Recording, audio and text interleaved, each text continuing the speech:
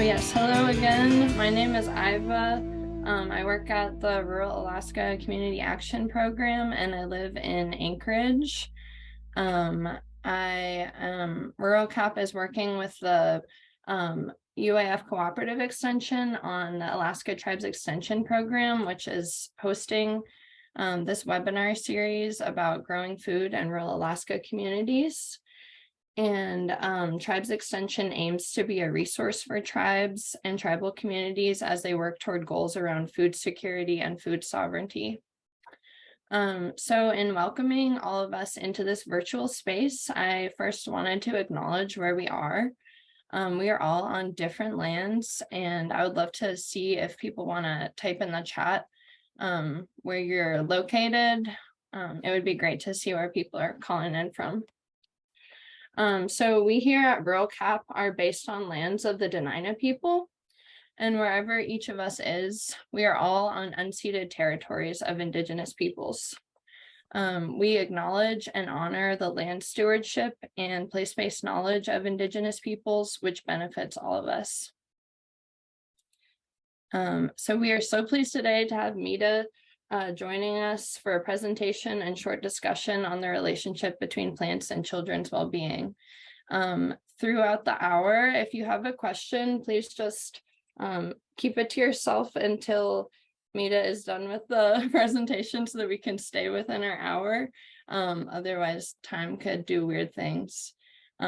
So yeah, there's going to be a little bit of time for discussion and questions at the end.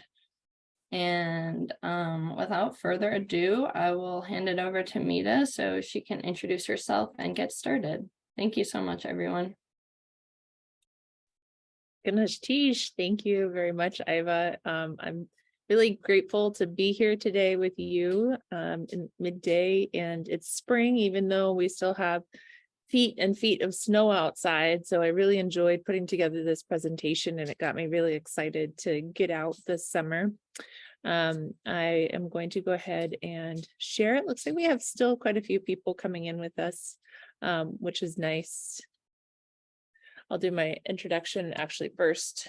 So, DeWitt, Yuchat duasak, Lingít Kleinach, Setzinak, Yuchat duasak, Naniaina Chatsati, Kachadieri Chatati, Stakin Kwan Ayachat. My Tlingit names are Tsetzinak and Kataklaat, and my adopted Inupiaq name is Tigigluk. My northern adopted Cree name is Boss Eagle Spirit Woman, and I live on Dena'ina Ethnena, or Dena'ina Ani, and I'm thankful to be here today. I have a total, between my fiance and I, we have 8 kids total, and I said yes to this because I enjoy teaching kids about plants as food and medicine, and I believe that we should be teaching all of our children about plants as food and medicine in our school systems. I believe it's really important, and not just for our Native kids, but all of our kids to learn that self-sufficiency. Many of you have heard the statistics that 95% of our food and goods are shipped in. We've been saying that since, gosh, I think I was working under Gary Ferguson at Alaska Native Tribal Health Consortium in the Wellness Division in 2011 when we first heard those statistics. And now here we are 12 years later, and it's still true. So I'm really looking forward to transitioning our state into more self-sufficiency and allowing our people to have higher nutrition, especially in our rural communities. But even that said, we have, food deserts and nutrition deficits even in the city. So it's not just an urban or rural issue, it's all of us together that are in this. I saw a report one time that said to feed Anchorage, we need 3,000 1-acre farms, so 3,000 acres basically. And Anchorage is almost half of the state. So we would say, we probably need about 7,000 acres of farmland to feed us.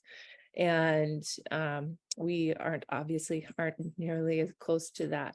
So I'm passionate about this. Any of you that have known me, I see some people on here like Marcia Anderson. Hi, Marcia. And some other people that we've worked with together. I think Savannah's on here. And there's a lot of people who came in. So if I missed your name and you know me, I'm sorry. Hi, I'm glad that you're here. So I'll go ahead and get started with the presentation. And I'm talking really fast because I love this topic, and I spent my morning preparing and looking at pictures of plants, which totally got me super excited and ready to go. I think this Saturday I'm going to go put seedlings downstairs to start sprouting for the garden. And not only my garden, but we're putting in a healing garden at the Alaska Native Heritage Center as well. And they have a traditional foods garden, but they're also putting in a larger healing garden for teaching and making medicine. So it's good stuff, man. All right, so plant relatives and children's well-being. In our traditional stories, plants, they took pity on us and gave us medicine, and it's that same concept throughout Indigenous communities all over. That Raven, he brought light to us and helped bring us into consciousness, but we were still uneducated, and that ignorance about health and well-being, the plant nation took pity on us first to help share medicine with us and to teach us. So getting back to our roots, right? Remembering who we are. This is my introduction, just written out for people to see, and also a recognition of my family lineage, who's worked with traditional medicines. This is Daskawa, or Jenny Billy. She was a tall tan medicine woman, and she actually came from the river Telegraph Creek into Wrangell as a peace marriage between the Tlingit and the Tahltan people, which was a very respected position for her, and she was beloved by the community. I also have family members like Shquindi and other practitioners, as well as Ralph Ernest Weiser, the first, who was the first chiropractor and naturopathic medicine practitioner in the Northwest Coast. And I was able to learn from my grandfather many of the plant medicines in the Northwest Coast through that lineage as well. My initial introduction to traditional plants was on the Prince of Wales Island. I lived in Hollis. I was born in Klawock at Alicia Roberts' house, and I lived in Hollis. And I did not know that we were poor. I actually didn't have a concept for that. And part of it was because we were all dealing with food insecurity together, and we managed by subsistence foods. So we had fish, and we had deer, we had berries, we had beach greens, and many other foods year round that we harvested. Of course, in the middle of winter, there's not a lot to harvest, but we have herring eggs, which are happening right now. And that's one of our big, like, first, it's the new year, it's spring, we have our herring eggs. And that relationship to the herring, by putting out the hemlock boughs and providing places for them to spawn, what they found through research was it actually excites them to spawn more. And that's partially because our Indigenous peoples, the Tlingit, Haida, and Tsimshian, and even further down, our other relatives, we've been interacting with that natural environment for over 10,000 years, more like 20,000 years. And so when you start thinking about it in that way, things have adapted to be in relationship with people and with the Indigenous people. We can even see that with our sea otters when they were protected and we couldn't hunt them. In Glacier Bay, they basically ate out the entire sea floor, the bay floor, until there wasn't anything left. And then they started sneaking out at night and eating, all of the crustaceans and plants around the bay. And so that population was always kept in balance because of the relationship with the Indigenous people. So getting back to our roots, one of the things that I learned early on is, we remembered our berries very well, but we had to work on revitalizing our greens. For those of you who may not know me, I was able to organize the Alaskan Plants as Food and Medicine Symposium for the Alaska Native Tribal Health Consortium, starting in 2012 for the first one, and then 4 consecutive years. And from there, I taught I have taught around the entire state in every region, not every community, but every region, multiple times. And I've taught in the Yukon territories and in Washington and Oregon and Montana. Outside of that range, my plant knowledge becomes less. And so I feel more comfortable just sticking to the ecoregions that I've been taught in. But really, when we started this in 2012, there was a brain drain. People weren't sharing for a couple of reasons. One was there was a fear of traditional medicine that was in place because of colonization and assimilation. And then also the fear of, being told everything is poisonous, and that reliance on store, foods that the Western construct has. And there was a fear of also biopiracy. And what we did is we worked to address those head on and talk about how do we protect our plants as food and medicine, to show that it's okay to teach again, help to create best practices and bring elders in, bring plant experts in to teach about plants. And through this beautiful, like revitalization, right, this renaissance that we were experiencing, as I like to call it, our plant revolution, right, bringing things back. What I found was that a lot of our complex carbohydrates weren't being, picked or processed or taught about like they had been before. So before we get into further about carbohydrates, I wanted to share a video with you from traditional elder Sam Johnston, a Nashlahash. He is the Cochlain of the Ishkitan from Deslinquan, and he's actually my children's great uncle, and he shares information with me when I ask.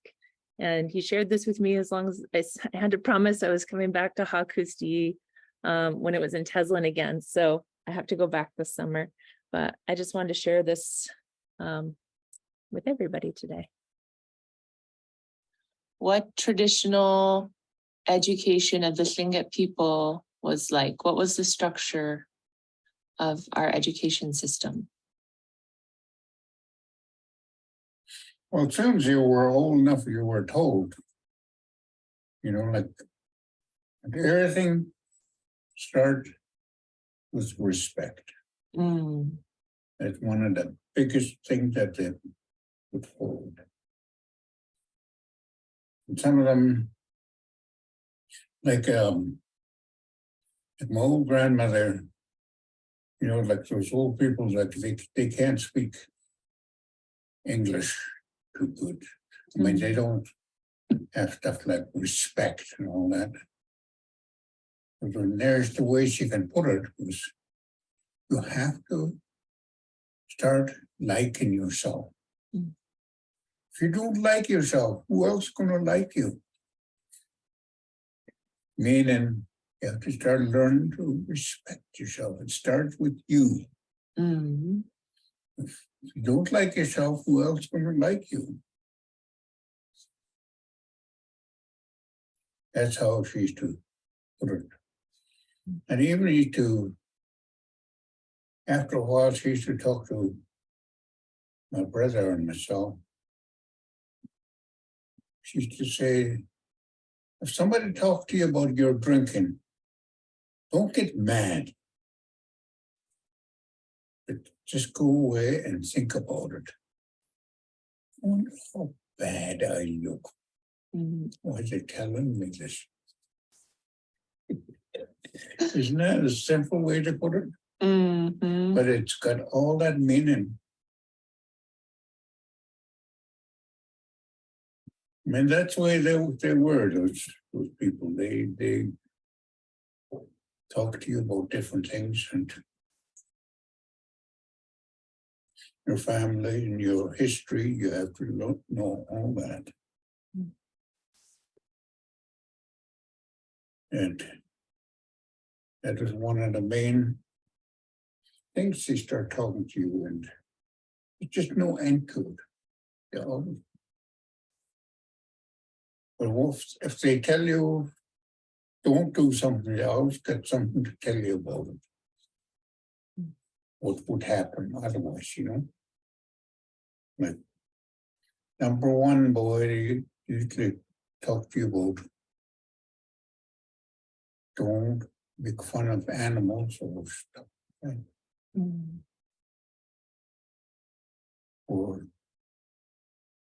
Or anything, say like if somebody's grieving, don't just get out there, dance and stuff, and just really carry on, but in very low key, so to speak. Because if you don't respect these things, it comes back at you. And then Lingít, they would put it, "Ha'ich al-sin," meaning it sneaks up on you. So you really have to honor that. And always, there was, at one time, everybody,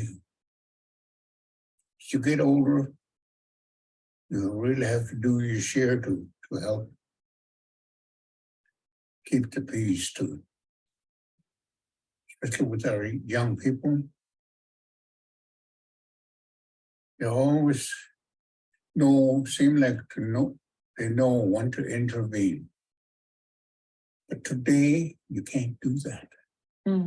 Under these new laws, under Young Offenders Act. You're not allowed to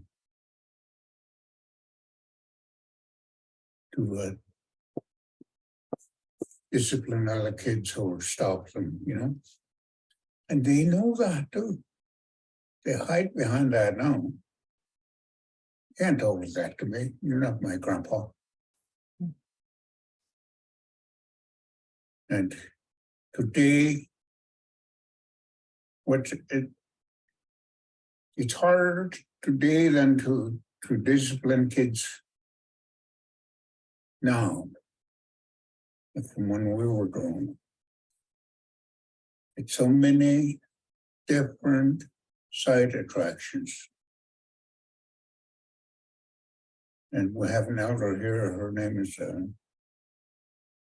Liz Marichuk. She probably know her. She said there was a time when the elders, I'd sit in a meeting, or they used to be like this. Now it's our kids. But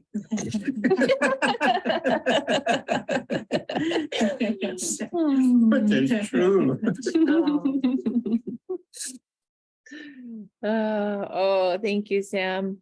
But he really does a good job at telling story and talking about the hard stuff, talking about the good stuff, and then also getting people to laugh. And he is a wonderful teacher. If you ever get time to watch his videos or spend time with him, I suggest that you try to do that. And, you know, that basis of respect, also not talking bad about the animals, that also goes into not talking about our plants or our fellow people, you know, because it comes around and it sneaks up on you. So that's something I wanted to share with you today. You know, that is that core teaching principle and where we start with kids. I was talking about how our complex carbohydrates, we don't, you know, pick them as much, but also we have agrarian roots that we have access to that are very nutritious. You know, we have places in the state like the Matsu Valley, you know, they have 3 different river silts and produce some of the sweetest vegetables in the US. And it used to be that the Matsu Valley produced actually 55% of the food for the state. And so, you know, like really preserving those agrarian lands is pretty important. And also Knik, you know, Knik has been doing a great job at their food sustainability programs under Theo Garcia. And he's really promoted, you know, they've grown tens of thousands of potatoes and chickens and all sorts of food production and sharing out there in the valley. So even though I started out with some bad statistics and saying, we're still at 95%, it is getting better and people are working towards that sustainability, but it's hard to compete sometimes when you have this much abundance, in the grocery stores with traditional plants. But I think that what we have to offer, with traditional plants, and also teaching how to grow plants at home, is it creates a sense of self-sufficiency and boosts self-confidence as well. This is Gabriel. He is my second oldest son, and he always went with me to teach or to harvest when he was available and not at school. And he started helping to teach, high school, college students with me at age of 10.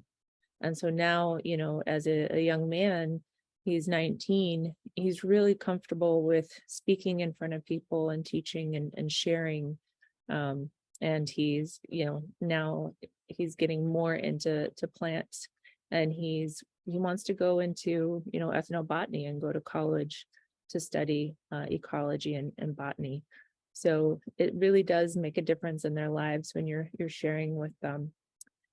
Just a little bit of information on simple versus complex carbohydrates. I'm sure most of you know, but just in case, simple carbohydrates are monosaccharides, which is basically a 1 or 2 sugar molecule, and your body uptakes that sugar molecule really fast. And then the difference between a complex carbohydrate is 3 or more linked sugars. So your body actually has to work and chop it up. So you're expending calories, and it's a slower process to chop them up and then use them as energy. And so that's why there's such a big deal between the simple versus the complex carbohydrates, that we need to have more complex carbohydrates. And the complex carbohydrates carry more nutrients with them because they're more complex structure. And we have, availability of these. Generally for us, it's in the spring and the fall. In the spring, we have things like digging roots, and we have, birch sap that we have access to. In the fall, we also have the digging of roots, and early fall, late spring, we have the harvesting of our berries. I don't have a picture of berries on here because it's really easy to get look at those versus some of the other things, because they're pretty and juicy and tasty. So for our traditional complex carbohydrates, here is tsats, or Hedysarum alpinium, and it's part of the pea family. And now there are some lookalikes, and they have different uses. So this first one is the Indian potato, and it goes by many names. You might know it by masu, or tsats, or troth, or sath. Like Trothietta, UAF in Fairbanks, that's Potato Hill, or Indian Potato Hill, which is this plant right here. We also have a Hedysarum McKinseyi, which is, these two plants were used in that McCandless movie about the guy going out into the wilds and eating, a plant and dying.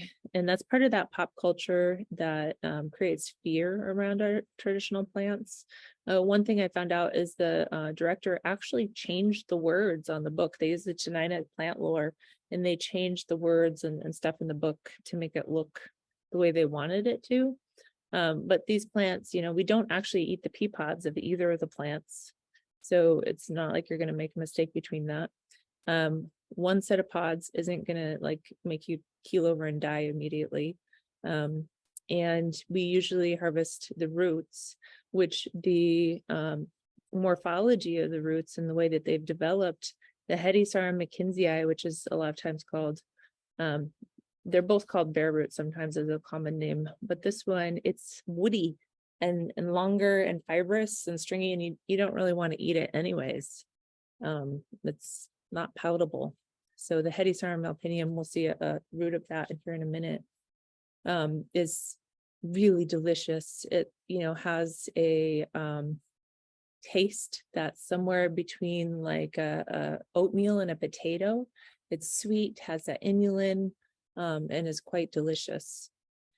Then we also have the beach pea, which has the tendrils on it, and it looks very different. The beach pea, some people talk about there's certain times you can eat that with certain rules. I don't teach that one because it's a little bit more questionable, but I do know elders used it to help preserve food as well. They'd put them in with like a container with, the hardtack, and it helps to keep it fresh longer. So this is what the plant looks like when it's cleaned and chopped up. You don't have to take the outer skin off of it. Sometimes I do, but the outer skin has a really nice like nutty flavor to it. It's pretty good. This has to be cooked with fats because it is such high in inulin. This plant, it can gum up your intestines, so you have to eat it with fat. Sometimes we store them with oil. Out at Howard Luke's camp, when I was out there with Ine Begay and Native Movement, we dug up a bunch of these, and part of our potluck dinner, we ate these, and we used caribou tallow with it. And Luke Titus walked in and he saw that and he said, I haven't seen that since I was a kid. Now that's real Indian food. So it's this plant. I've also talked to elders, another elder, Dachloe Elder Frank in Carcross, and he was saying that when they went to residential school and they did not get enough food to eat, what the boys would do is on the way to school, they would find these plants and pull them out of the ground. If it's a real sandy bank, you can just literally just pull them right out. If it's a lot of dirt, it takes more time to dig them out. But if you have a nice sandy eroding bank, you can literally just pull them right out. And he said what the boys would do is they'd stuff their pockets with them on the way to, wherever they were going at residential school. All the kids would eat them and share them because they weren't getting enough food to eat. So it really, saved the children having that kind of knowledge. Here's a Dustin Newman, and I like this because I've been working with Dustin for quite a while, and seen him grow and his love of plants grow. And so we're just going through and digging up so you can see what it looks like when you're pulling it out of the ground. What are you doing? Digging up a root. Let's see. What kind of root you digging up? Indian potatoes. So the shinga into dots.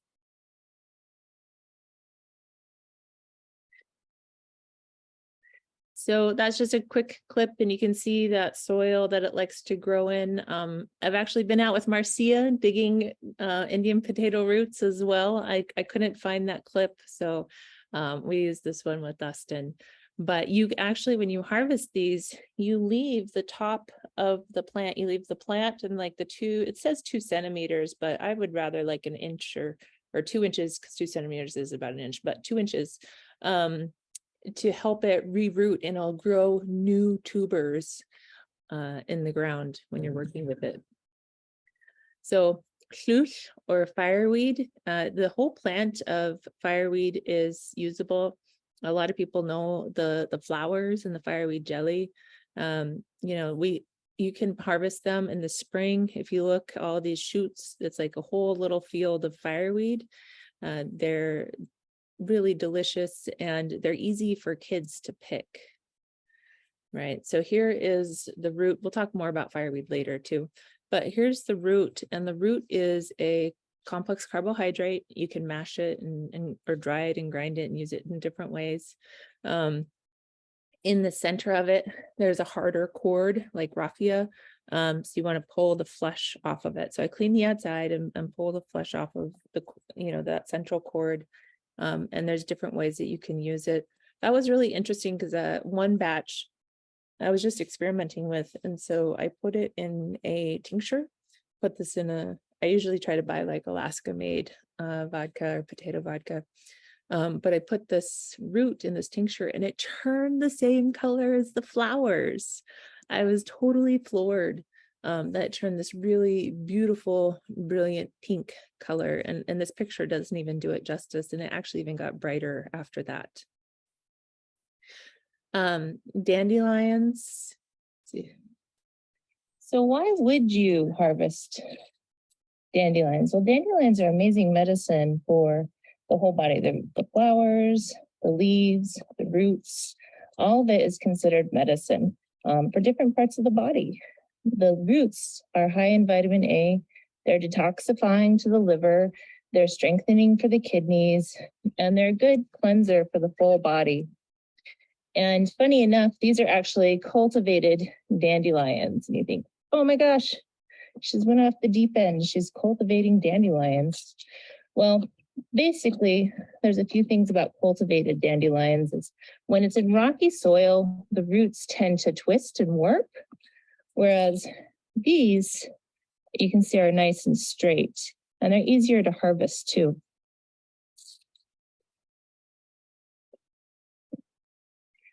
So you can see that they're a little dry. It's been super dry this summer, and it's not ideal. This is a little bit earlier than we would normally like to harvest them, but we're moving this bed, and so I either have to harvest them now or I don't get them. So I'm more than happy to harvest these and turn these into a powdered form that we can mix into food or capsule. But they have a really great flavor, actually. The inulin in them give them some of a kind of a sweet. It's not overly sweet. It's more like an oatmeal kind of a sweet. And you can roast them. And actually, we had a friend, Kim, make us a dandelion latte, and it was absolutely amazing. So not only is it tasty, it's also healthy and healing at the same time.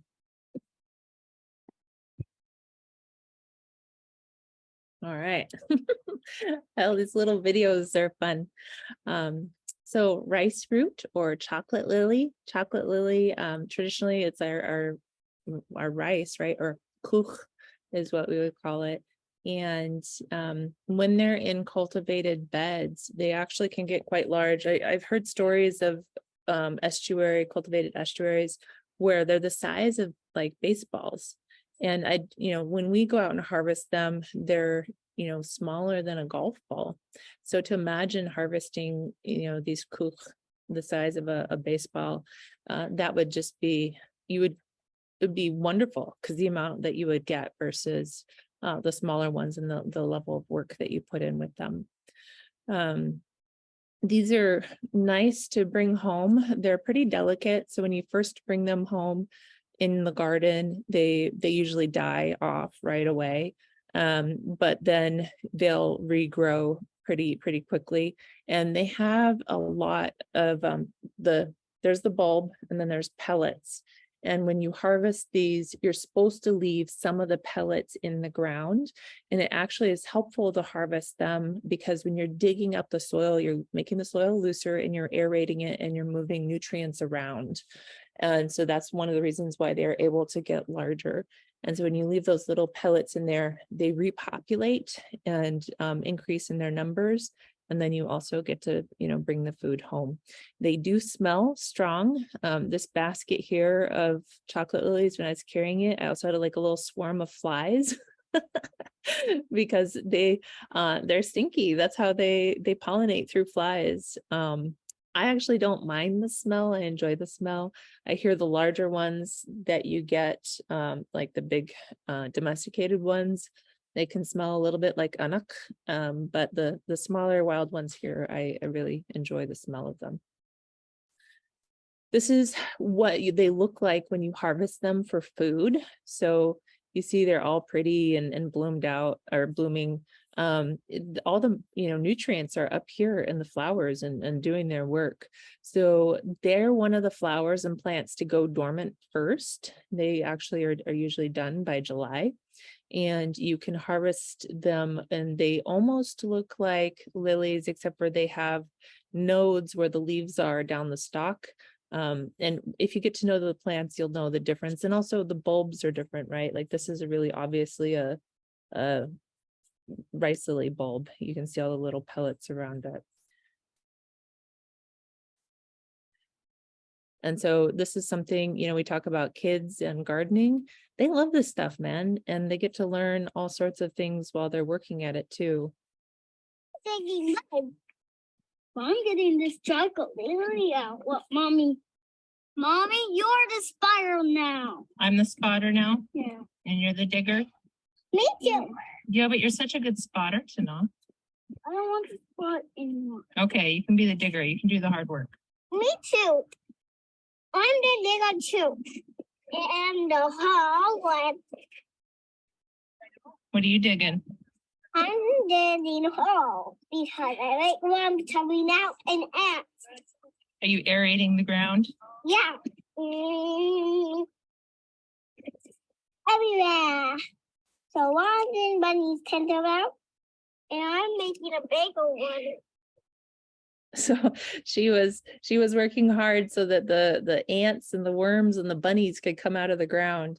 But she's 2 years old and she's learning about worms and aeration and kids, when you're out there doing something fun and working, and especially when they're young, if it's not like forced hard labor, then they actually want to join in and they want to help. And of course, kids love digging in the dirt, right? Who doesn't?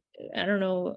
I loved playing with worms and digging in the dirt as a kid. And so when you get out there and you have this time and space for them to, play with digging sticks and tools and make a mess, it really, they're just primed for it. You're speaking their language.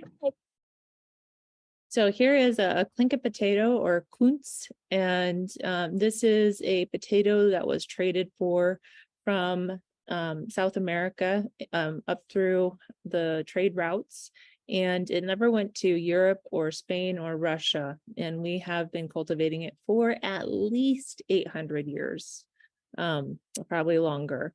And so this fingerling potato, it was kept alive in a few gardens. We have like the Kasan potato or Maria's potato from Kasan. We have Nora Downhauer. Their family had potatoes in their garden.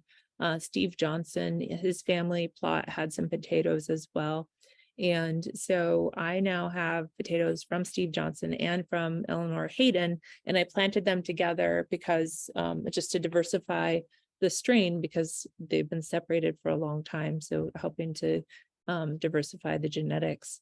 But they're funny. They come out in all sorts of funny shapes and sizes, and they're absolutely delicious. They're very sweet and delicate in flavor. This is silverweed. Silverweed is a beach plant. And again, it's one of those things that if you're in loose, sandy soil, it's really easy to harvest. If you're in hard soil, it is not as easy to harvest. It takes a lot more time.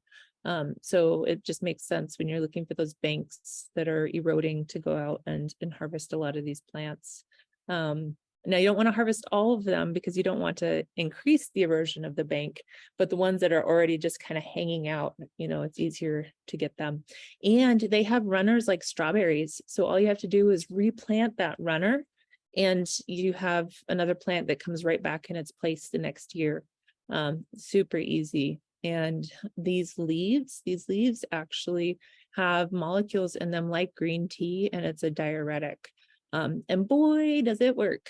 My friend Tikan and his wife Jennifer and I brewed up a pot and tried it out, and it gives you a really good just flush of the system. So make sure you drink a lot of water with it. But the roots themselves, again, they have a nice nutty flavor. It's kind of like a traditional spaghetti because they have like a long noodle, shape to them in size. They're very prevalent. I found documentation about these, the whole plant being kind of dried up and ground up and used for intestinal issues or stomach bleeding or intestinal bleeding, and just drying it up and taking a teaspoon a day in tea and drinking it straight to help dry up the intestines and stop that bleeding. And that's a Tibetan recipe that I found. Of course, consult with your doctor, and if you have intestinal bleeding, make sure you go in. All right. So when we're teaching kids the first thing that my kids learn, the easiest thing to learn is flowers. Why? Because they've got bright colors and distinct shapes, and for them to learn. And they also generally taste really good too. So chiming bells is it's food and medicine. It's a full body balancer. It's a, people say it's a great trail snack. But also if you think of just it's soothing to the system, calming to the system, and protecting to the system. It helps to reduce that kind of internal agitation, which is really important, especially with our Western, schedules that we have. We have a lot of agitation in our system. So it helps to reduce that. You can dry them and make them in tea. You can throw them, the flowers in salad. You can harvest the new green shoots and just eat them straight, or put them in salad. When they get bigger, they get kind of hairy and a little bit too fibrous, but you can dry them and make them into tea, and the older leaves are good for the cardiovascular health as well. There is a lookalike from Europe. I did not know that until recently, and so do a little bit of research, and most of our stuff in the wild is the wild version, but there is, like I said, the European version, and you can tell the difference when you see the pictures. The other ones are overall lighter, and they don't have as lacy of an edge. It's more of a defined edge on the flowers. All right, of course, rose. Rose is a really easy one that you can eat. It tastes good. You can do lots of things with it. You can, put it in salads. You can dry it. You can make a tea out of it. You can make tinctures out of it. You can make oils out of it. You can, infuse salts or sugars or all sorts of stuff with rose, and rose water and rose honey. The list goes on. So it's medicinal and edible. It's high in bioflavonoids, vitamin C, other benefits, tocopherols, especially the rose hips. It's astringent, and rose is used all over the world for beauty and longevity. And it's associated with the sacred feminine. It's also used in many of our communities for purifying or cleansing a space gently, if needed, and bringing blessings. And, roses have pheromones to them. So it helps to shift the way that we're even thinking if you have rose water or rose in the room. Dandelions. I thought all dandelions at first were introduced species, but the main dandelion that we see, the most voracious one, it came over with the Pilgrims, and they got it out of Asia 5,000 years ago. So it kind of followed the Silk Road all the way into Europe and over to here.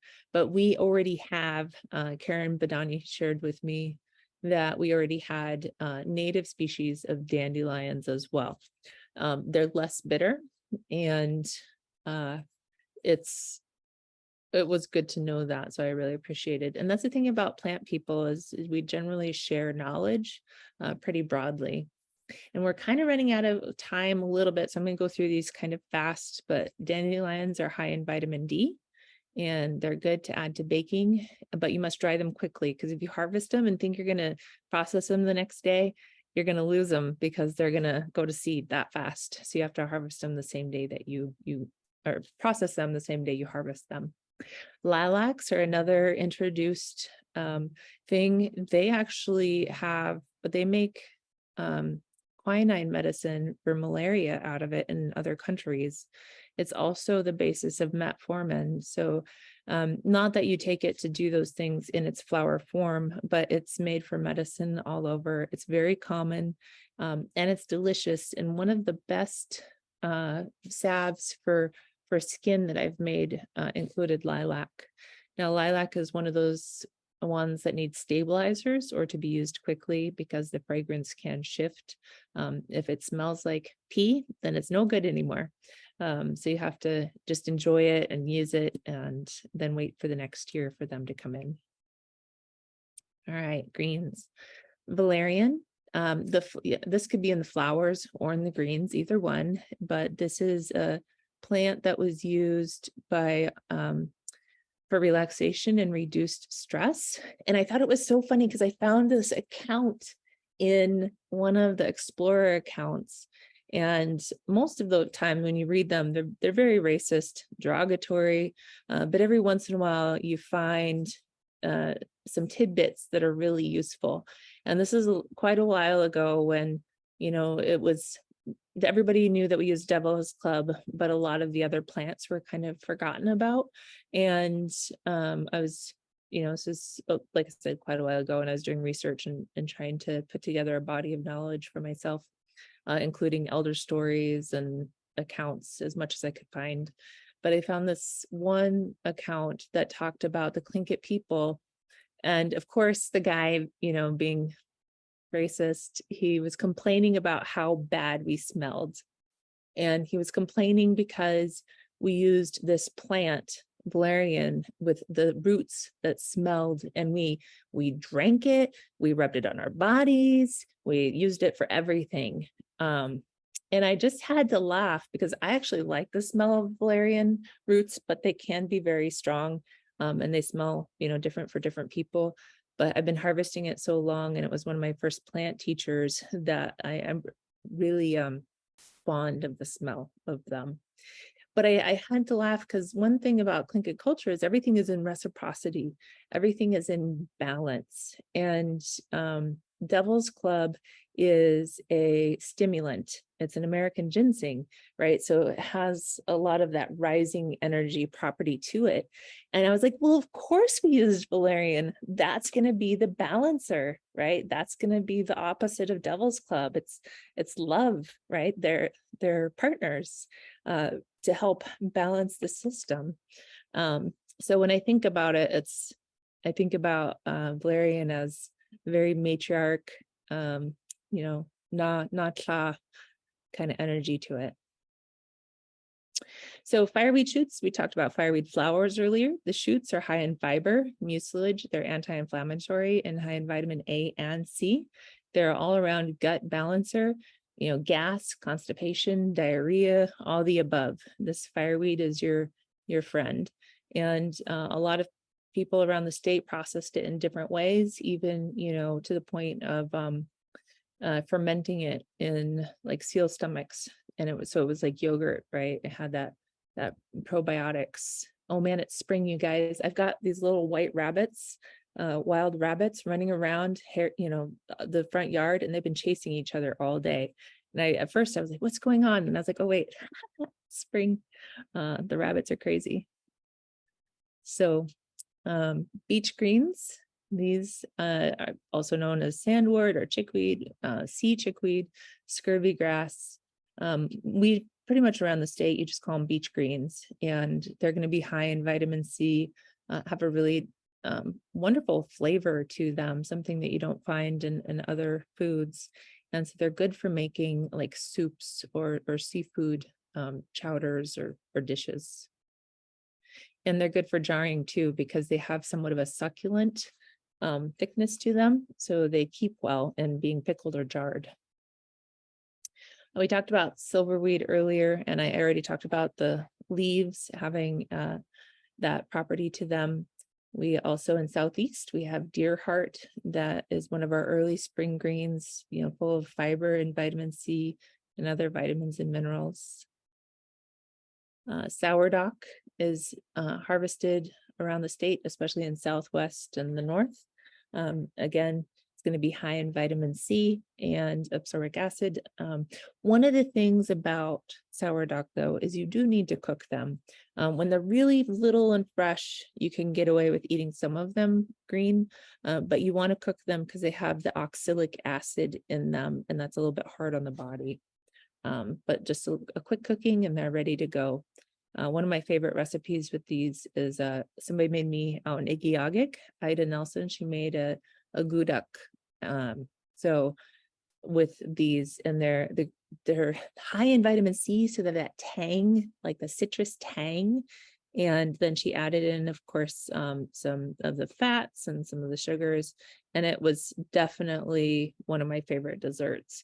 I've redone that recipe a few times, but I use coconut oil in the mix to go with it.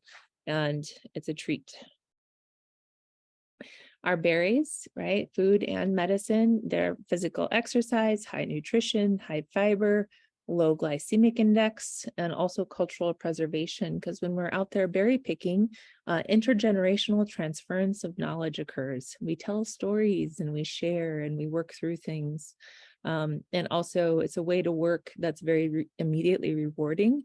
And so it's one of the easier ways to teach children to create an internal discipline and sustained work habits, because at first you go out and it's a really short period of time and they eat berries when they're real little, and then as they get older they eat berries and have a longer period of time of working, and then as they get older the kids get to make jams and jellies and pies and syrups, and so they really have that desire to pick berries and bring them home for those reasons. So preservation and storage, you can make syrups out of them. This elderberries is a cough syrup. There is, you have to cook them though, and you have to strain out any stems and seeds. This is a pretty important, every single thing has rules.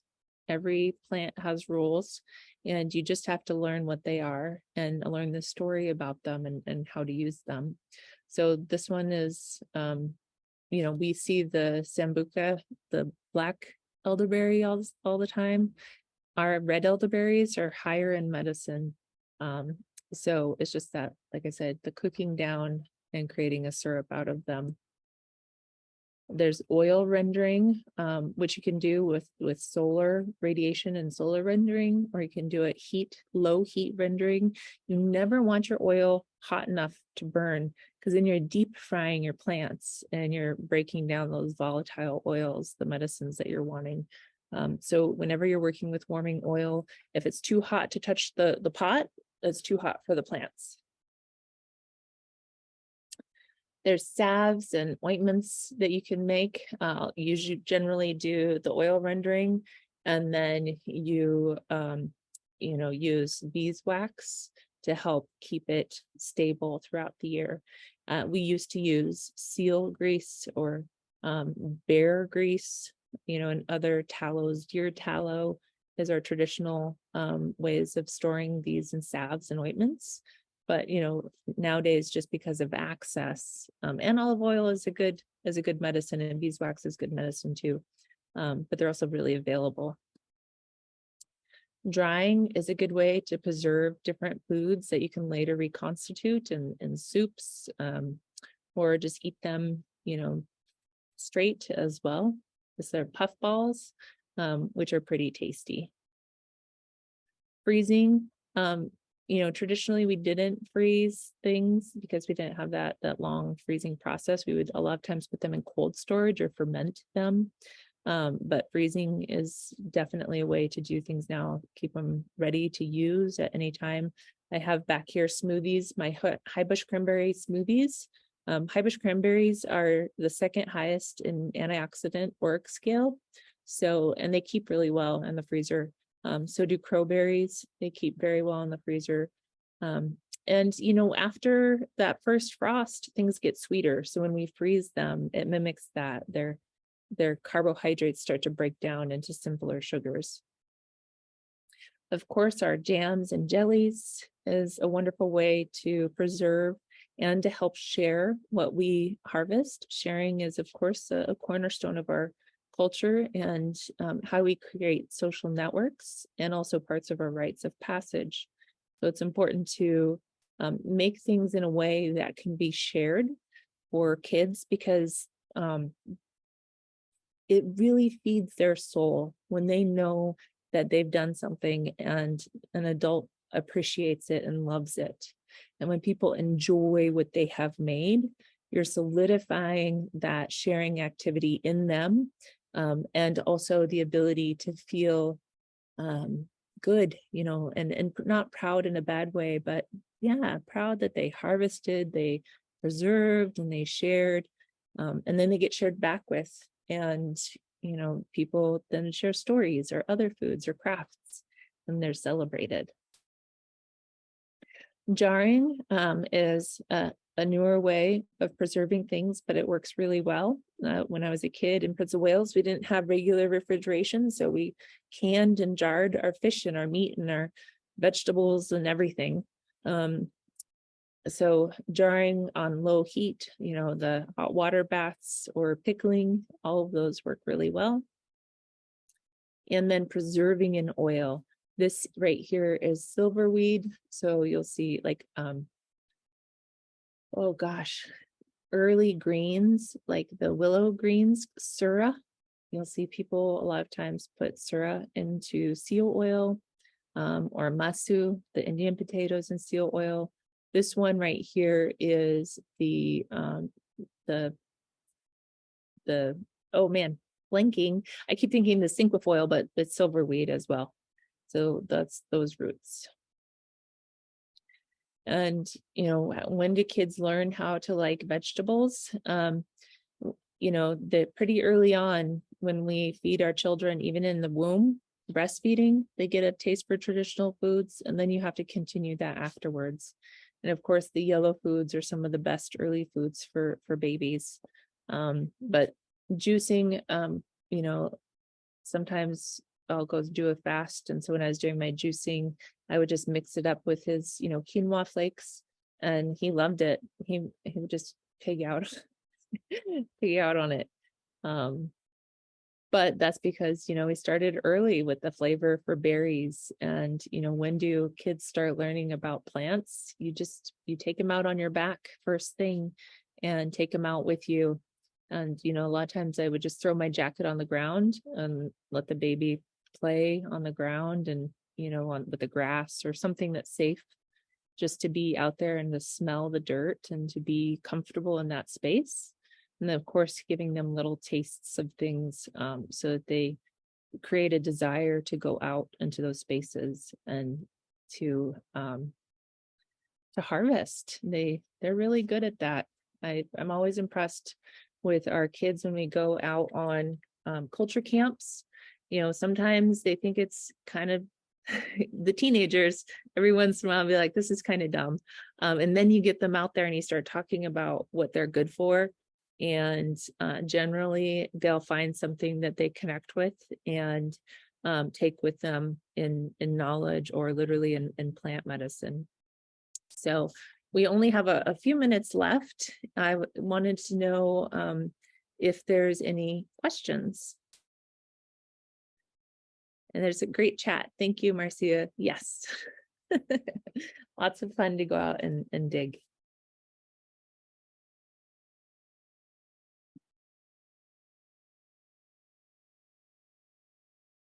So if you have questions, go ahead and put them in the chat.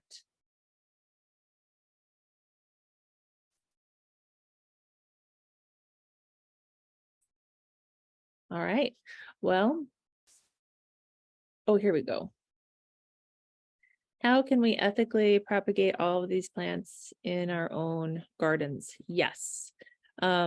You want to go ahead and propagate them in your yards. There's a couple of ways to do that. Like we were talking about the chocolate lily, you leave some of the pellets behind. You don't want to take the whole plants. If you can propagate the seeds, you do that. If you can take grafting, you do that. If you can take, just one or two of the plants and then build up the seeds. I started out with 10 Lingít potatoes, and now I have this year I'm starting out with like 150, 200 plants. So you can do that propagation. I think that you should propagate in your yards and in the school gardens, because one, what the toxicity level is in your yard. Two, if there's been, dogs peeing or pooping in your space. Three, you also are not over harvesting from nature. If we all went out today and had to harvest from nature to survive, everything, would be gone around our big cities. So go ahead and, grow it in your yard, get to know it, create a relationship.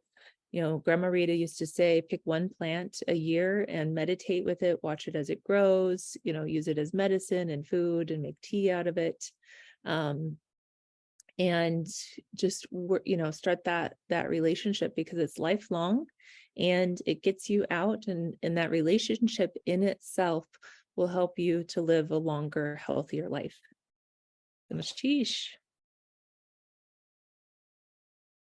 There's lots of great chats. Thank you everybody for coming and being here today. And this will be, they did copy it or record it, and it will be on your YouTube channel, right, Iva? Yeah, it will be posted on the YouTube channel.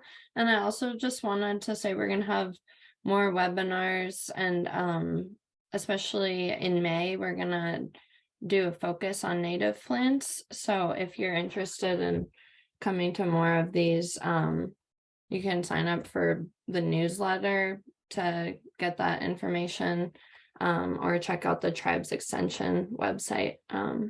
Yeah, thank you so much, Meda. Thank you. And now we're all primed up and ready to go out this spring. So make sure to put your pictures out there and show everybody and share and get everybody excited to go pick and process and learn. We'll see ya. Bye, thank you.